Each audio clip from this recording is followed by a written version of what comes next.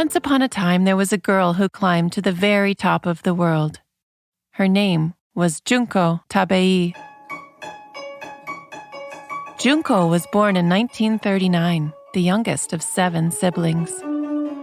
Junko was small, and many believed her to be weak. But she had a mighty strength within. As a girl, Junko played on Castle Mountain, which wasn't much of a mountain at all. It was a decaying castle on top of a hill in the town center of Miharu, Japan. In the spring, she could see the vista of the entire town, laced with pink, as the plum, peach, and cherry trees bloomed together. If the weather was nice, Junko's teacher, Watanabe Sensei, would invite the class to eat lunch at Castle Mountain. On one such day, he casually asked Junko's class, "Who wants to go to the mountains this summer?" Hands shot high in the air, and so an excursion to Nasudake Peak, one of the 100 famous mountains in Japan, was planned. That summer, Junko, Watanabe Sensei, and a few classmates traveled by train, bus, and foot, carrying backpacks stuffed with blankets and food. When the hiking began at Yumoto Hot Springs, they crisscrossed their way along the trail, chattering excitedly. "The ground is somehow warm," someone exclaimed. Junko bent down to touch the soil. "Yes, this is a volcanic area, so hot water is running underneath the ground," said Watanabe Sensei. Junko was in awe. The next day, Junko laced up her running shoes and hiked Nasudake. There, she was treated to a view from the top that was unlike anything she'd ever seen. Standing on that small summit was enough to show her what lay beyond her hometown.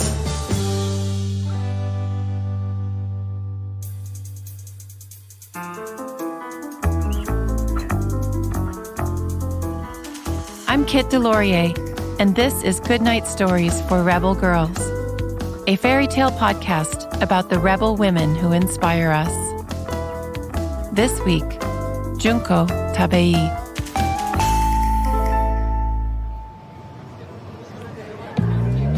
When Junko applied to Showa Women's University in Tokyo, she envisioned herself as an independent, intelligent, and popular woman. Instead, when she arrived in Tokyo, she found she simply could not fit in. She was embarrassed that her dialect was less sophisticated than the other students, so she wouldn't speak to anyone. The girls-only students' dorm was a stern environment where Junko could never relax. 6 girls lived together, waking at 6 a.m., with lights out by 10 p.m. Junko's anxiety worsened. The quietest of noises haunted her. If she noticed a dirty mug in the dormitory, she'd obsess over it. She could not sleep through the night, and her appetite disappeared. Eventually, Junko's father came to see her and helped her seek the medical attention she needed. The doctor prescribed time away from the city, so she went to stay at hot springs nearby, where she hiked in the forest by herself and wrote in her diary. She used that time to decide what she wanted in life and weighed the importance of her schooling. When she returned to school, Junko would no longer live in the dormitory, and eventually, classmates found her more cheerful. She was even invited on a hike. On her way home that day, she stopped downtown and bought a guidebook called Mountains Around Tokyo. Junko rediscovered her love for the outdoors and began to open up again. Then, with no warning, a telegram arrived. "Father passed away. Come home immediately." Despite the pain Junko felt about the loss of her father, she finished her last 2 years of college in Tokyo Before graduation, she applied for an editor's position at the University of Tokyo. Of the 200 applicants, she was chosen for the job and started immediately.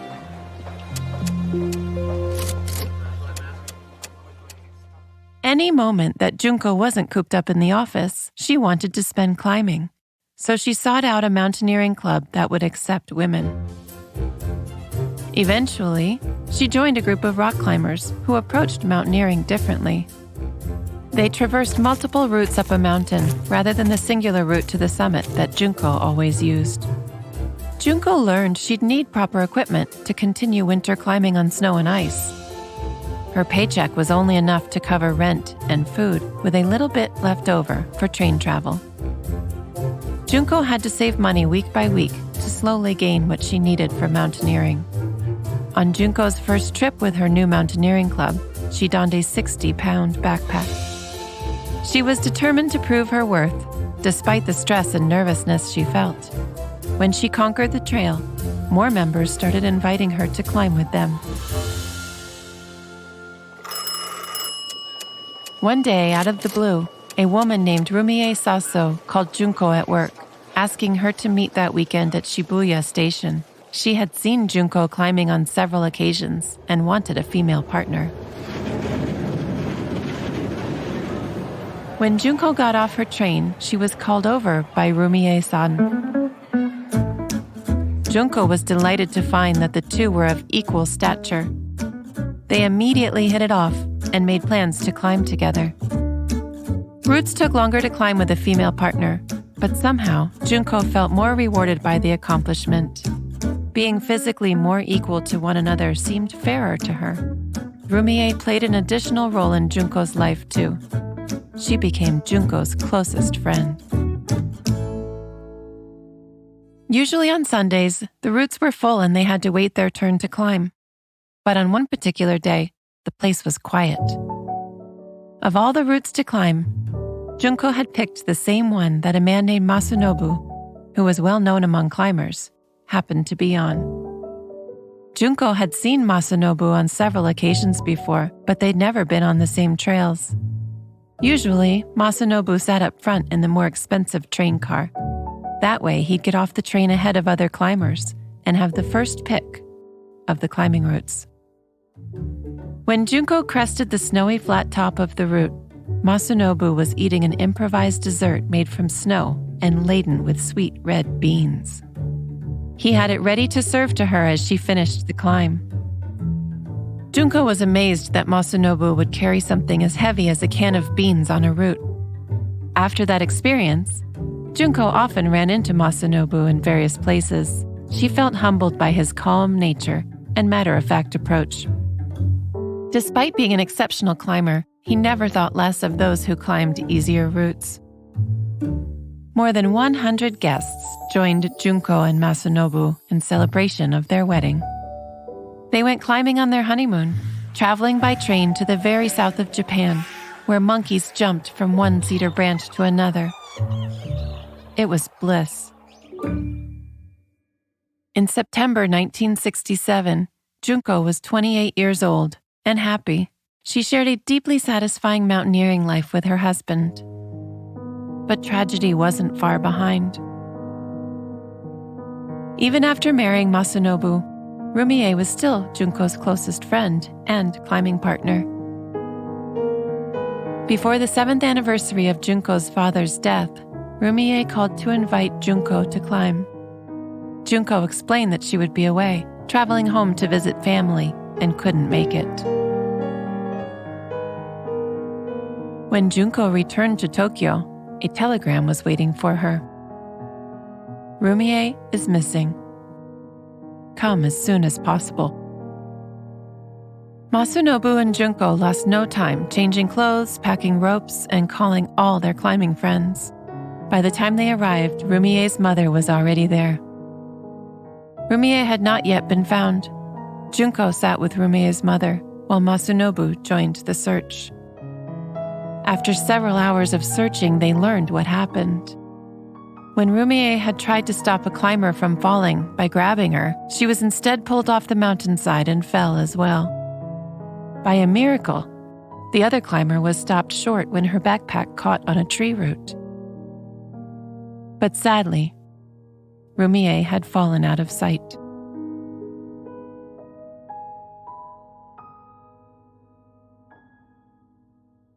There was only one solution for Junko. She had to embrace the sadness and begin to climb again. A year had passed since Rumier died, and it was time for Junko to push herself beyond the challenging routes of Japan.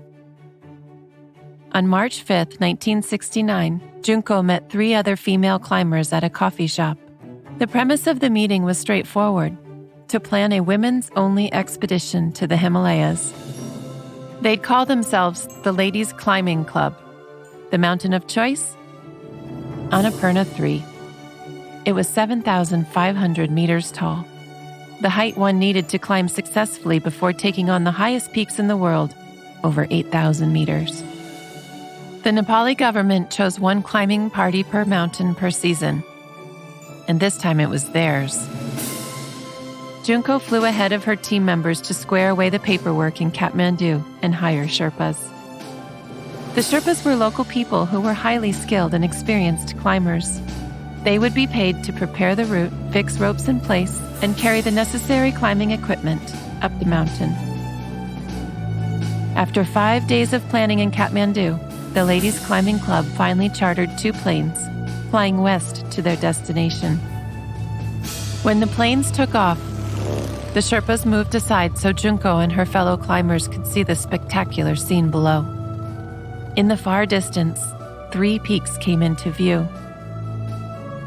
Annapurna 3 was in sight.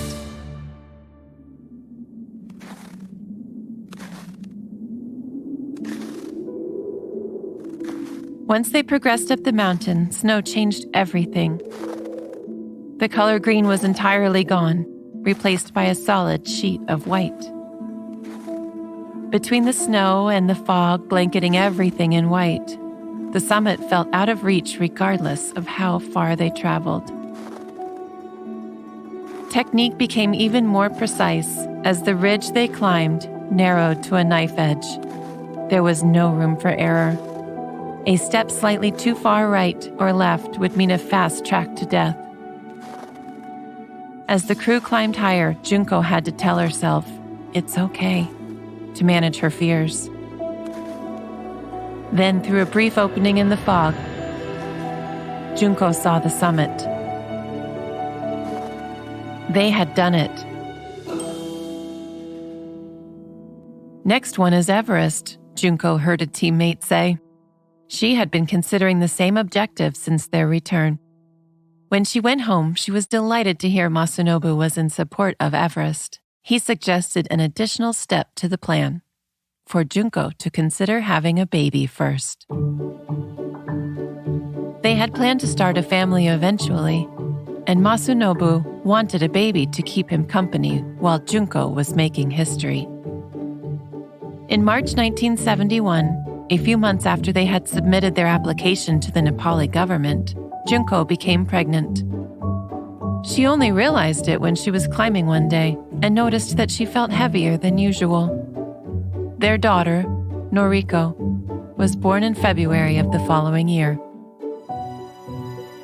Then, in August 1972, the Ladies Climbing Club received official authorization to climb Mount Everest. The news headline, "Permission given for Japanese women's Everest," spread attention before they even set foot on the mountain.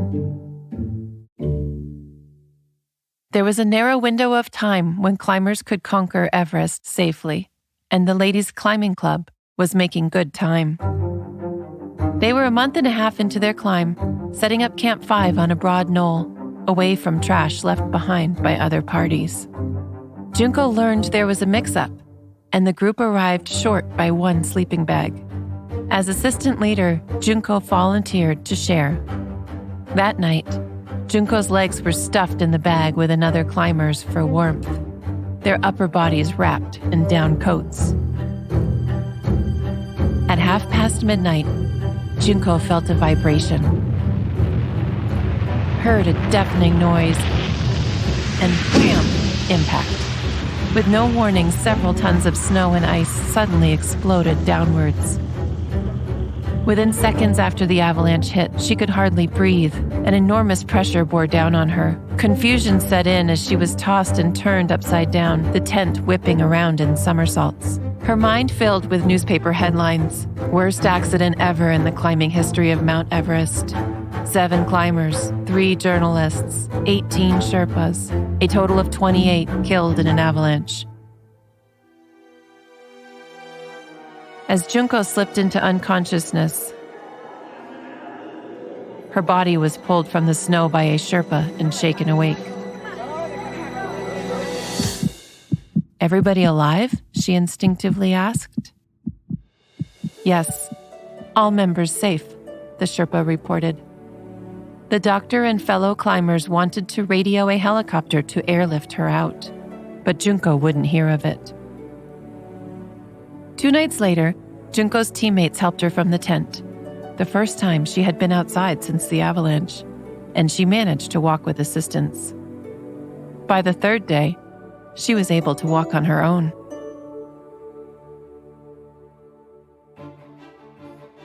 Mem Sahib, Tabei-san, I have to talk to you." Ang Sharing, the lead Sherpa, led Junko to another tent. 3 Sherpas lay flat out in their sleeping bags, looking grave. "We have to get them down due to altitude sickness," he said. The higher the team climbed, the less oxygen was available to breathe. The Sherpas needed to climb down soon, and quickly. "That means we cannot shuttle enough loads for 3 people to make the summit assault," he told Junko. When Junko radioed down to base camp with the news, it was decided that she would finish the summit on behalf of the Ladies Climbing Club.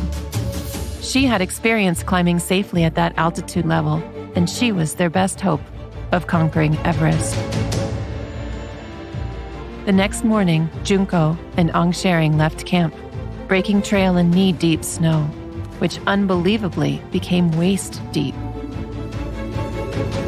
Junko dragged her body up the mountain, and when she arrived, her first thought was,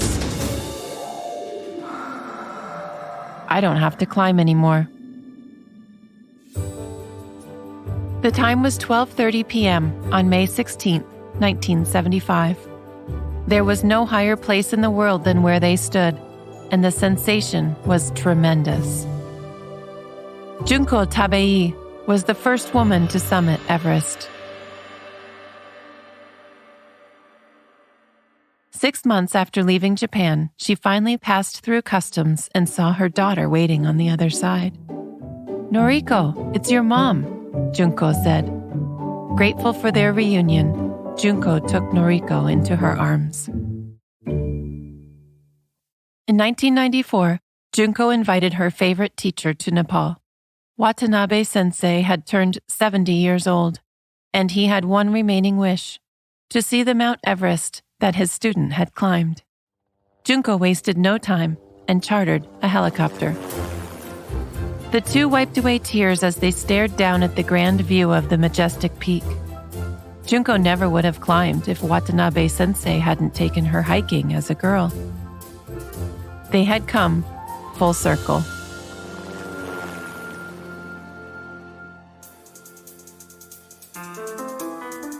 Hello, I'm Faye from Ojai, California. I'm Sadie from Nashville, Tennessee. Today's episode was hosted by Kit Deslauriers. Kit is the first person ever to ski the 7 summits, the highest peak on each continent, and a proud mother of 2 rebel girls. The podcast is a production of Rebel Girls and Boom Integrated, a division of John Marshall Media. It's based on the book series Goodnight Stories for Rebel Girls. Our executive producers are Elena Favilli and Joy Fowlkes. This season was produced by John Marshall Cheary, Sarah Storm, and Robin Lai. This episode was written by Joy Fowlkes and edited by Pam Gruber. Maithy Vu proofread. Original theme music was composed and performed by Elettra Bargiacchi, who has also sound designed this episode. Mattia Marcelli is the sound mixer. Until next time, stay tuned and stay rebel.